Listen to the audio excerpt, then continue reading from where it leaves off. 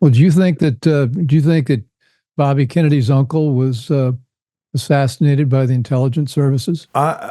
Bill, I would donate my last dollar on earth to help convince people based on the reading that I've done for 65 years that the CIA, Allen Dulles, killed Kennedy, that Hoover and Johnson covered it up, and the media are equally complicit.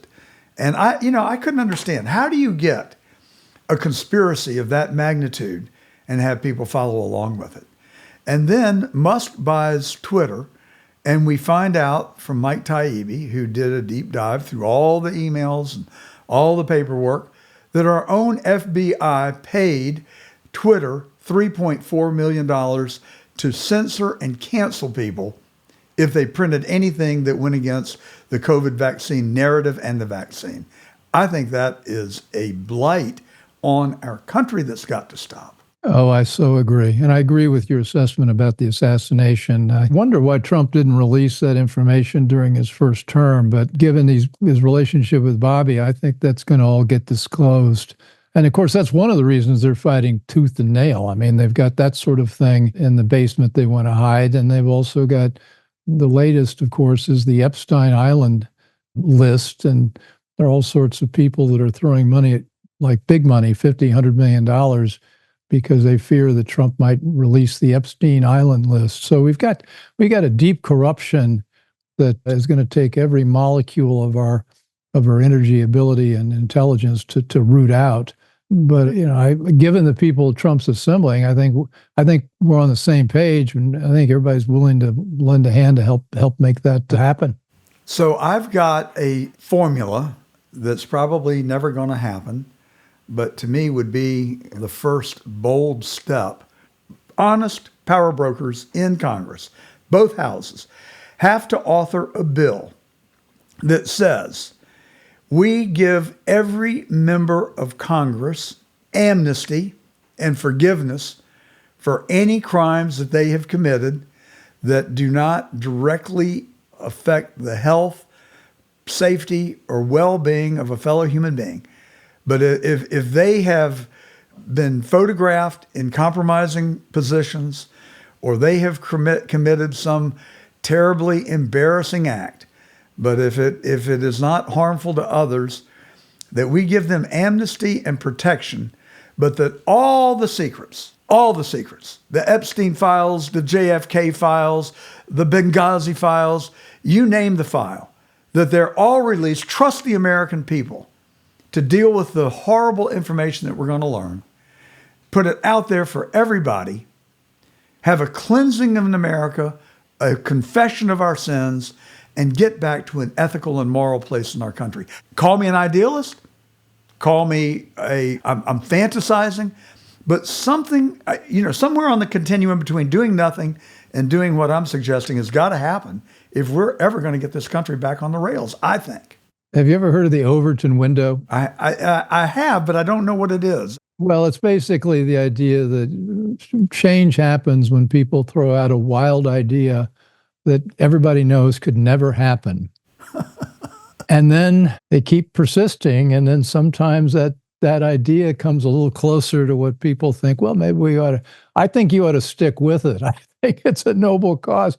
Of course, Schiff is going to want not just absolution for past crimes, he's going to want absolution for future crimes. So the negotiation is going to be extremely interesting. But I would love to try to make that part of the public policy dialogue. That would really, and it also gets people talking about all the sins that actually got committed, which would be a healthy thing. Well, and I think we've just got to come together as a nation and say, not there are 90 million Christians in America. That's a strong number, but it is not an overwhelming majority. But I think that we've got to find some commonality of belief where forgiveness is part of the equation, but that we've got to confess the sins and let the American people just see exactly what has occurred. And then we write laws and we come up with a code of honor that all Americans can subscribe to and all members of Congress can subscribe to. Like I would write the first commandment of the new world, of the new nation order, according to John, to be that we resolve that the truth will be the final determinant on all issues, and that we're not going to continue these untruthful lies and narratives, and that there really should be a penalty for people that knowingly lie. I ran for attorney general in Georgia, and I'd worked for 2.5 years on election integrity in Georgia. I have seen the evidence. I have seen the duplicate ballots. I have looked at the number of illegal registrations. I've looked at the number of people who were registered at homeless shelters and UPS stores. And we know from 2,000 Mules that there were thousands upon thousands upon thousands of ballots stuffed in drop boxes. And we have cell phone tracking that prove that certain individuals visited drop boxes hundreds of times in the weeks leading up to 2020.